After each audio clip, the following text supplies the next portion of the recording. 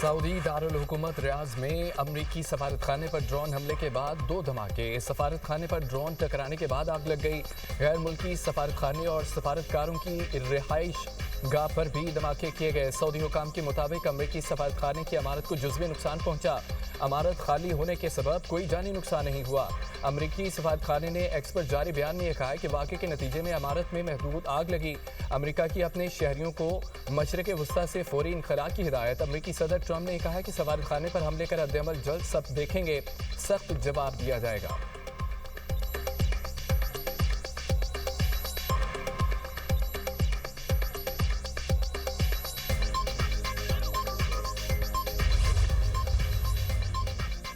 अमरीका, Israel और Iran के दरमियान जंग। अमरीका के 3 जंगी त्यारे कुवैत में गिरकर तबाह होने की तस्दीक। जंग में 6 अमरीकी फौजी मारे गए। अमरीकी सेंटकॉम का खलीज ओमान में मौजूद तमाम ईरानी जहाज तबाह करने का दावा। कहा कि 2 दिन पहले यहाँ ईरानी नेवी के 11 जहाज थे, अब कोई नहीं। अमरीकी दावे के बाद पासदाराने इनकलाब की कड़ी वार्निंग। कहा अब नए हरमस मुकम्मल बंद है, किसी भी जहाज ने गुजरने की कोशिश की तो राख बना देंगे। ईरानी पासदाराने इनकलाब का अब नए हरमस में अमरीका के तेल बरदार जहाज पर हमले का दावा। नेतन्याहू ने के दफ्तर और इसराइली फ़ज़ाइया के हेडक्वार्टर्स पर भी हमले। पासदाराने इनकलाब के मुताबिक जंगी मुजरिम वज़ीर आज़म के दफ्तर को निशाना बनाया। नेतन्याहू के अंजाम के बारे में मालूमात नहीं।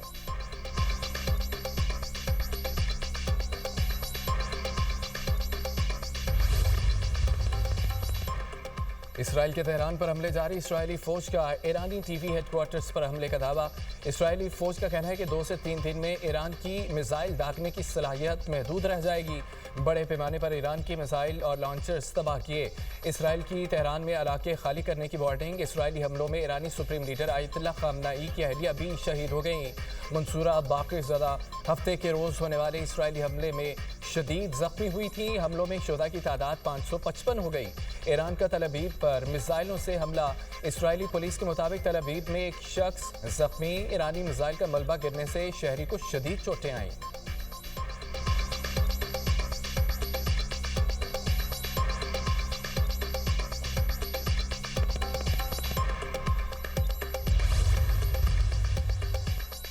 अमरीका के असला ज़खायर तारीख की बुलंद तरीन सतह पर है। हथियारों का इतना ज़ख़ीरा मौजूद है जिससे तवील जंग लड़ी जा सकती है। अमरीकी सदर ट्रंप कहते हैं कि आला म्यार के गोला बारूद की दस्तियाबी पहले से कहीं ज़्यादा बेहतर है। अमरीका के पास हथियारों के लामहदूद ज़खायर मौजूद हैं। आला दर्जे के हथियारों की बड़ी मिकदार बैरून मुल्क भी महफूज है। ट्रंप ने व्हाइट हाउस में तकरीब से खिताब करते हुए कहा कि ईरान में ज़मीनी फ़ौज भेजने की भी ज़रूरत पड़ सकती है। हमने 4 से 5 हफ्तों का मनसूबा बना लिया, लेकिन मज़ीद आगे बढ़ सकते हैं। तवील जंग लड़ने की सलाहियत रखते हैं। ईरान पर आसानी से गालिब आ जाएंगे। यकीनी बनाना चाहते हैं कि ईरान कभी जौहरी हथियार हासिल ना कर सके।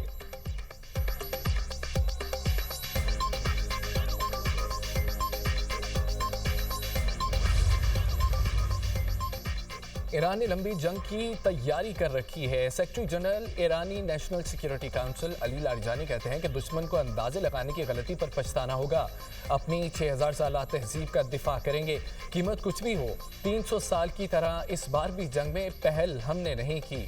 ईरानी मंदूब सईद इरवानी ने मीडिया से गुफ्तगू में कहा है कि ईरान अपनी खुद मुख्तारी का हर सूरत दिफा करेगा। इसराइल ने शहरी मकामात को निशाना बनाया। हमलों में बेगुनाह बच्चे और आम लोग शहीद हुए। स्कूलों, अस्पतालों और रिहायशी इमारतों पर हमले किए जा रहे हैं। अक़वाम मुत्तहिदा को इस किस्म के वाक़यात पर खामोश नहीं रहना चाहिए।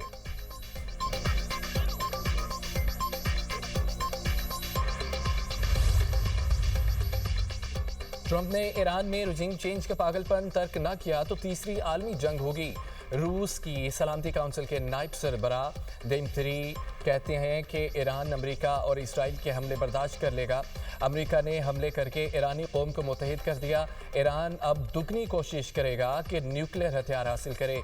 ईरान जंग से अमेरिका और इसराइल ने अपने शहरियों को ज़्यादा ख़तरे से दो चार किया। ये अमेरिका और इत्तेहादियों की जंग है ताकि वो दुनिया पर अपना गलबा कायम कर सकें।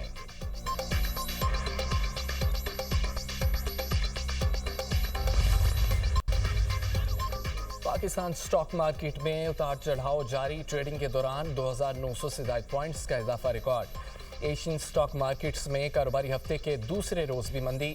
जापानी स्टॉक मार्केट में 327 पॉइंट्स कमी के साथ कारोबार का आगाज। जनूबी कोरियन स्टॉक मार्केट 1.26% गिर गई। हांगकांग स्टॉक मार्केट का इंडेक्स 2% गिर गया। उधर इंटरनेशनल मार्केट में तेल की कीमतें बरकरार। कतर एनर्जी की जानिब से पैदावार बंद करने पर कुदरती गैस की कीमतें बढ़ गईं।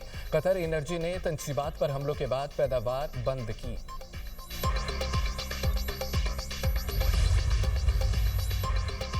खित्ते में जंगी सूरत हाल के बायस आज भी पाकिस्तान से परवाजें मनसूख। यूएई, बहरीन, कवैत, कतर समेत दीगर मशरक़ वस्ता की 116 परवाजें मनसूख की गईं।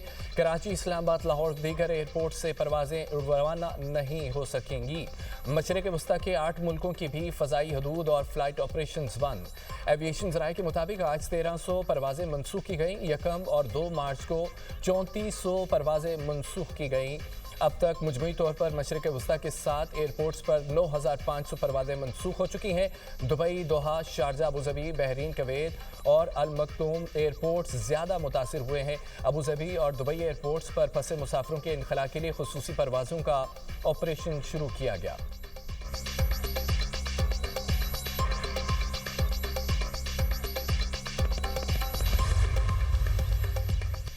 पाकिस्तान और IMF के दरमियान जायजा मुज़ाकरात का दूसरा दौर आज से होगा।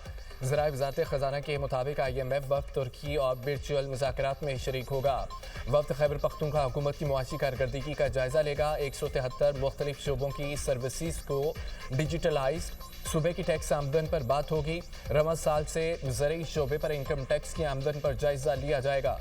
IMF के साथ ऑडिटर जनरल ऑफ पाकिस्तान का भी सेशन होगा। वफ़द की सरकारी इदारों की खरीदारी में पेपरोल्स में तरमीम पर मीटिंग शेड्यूल है। नैब CCPO में मालूमात के तबादले का सेशन भी एजेंडे में शामिल है।